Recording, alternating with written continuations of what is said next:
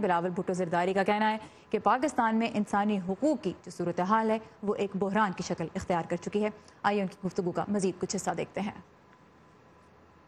Military course एक short term major था।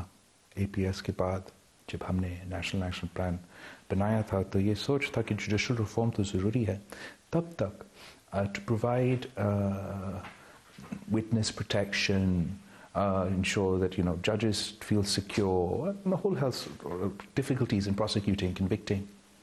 उसके लिए हम ये निज़ाम बनाए.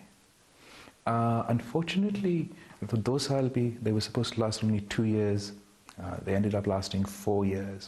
And having parallel systems of justice undermines the concept of rule of law, undermines the institution of the judiciary, and create legal black holes which undermine, once again, rule of law and human rights. And हम कब तक extraordinary steps लेंगे because of terrorism and extremism?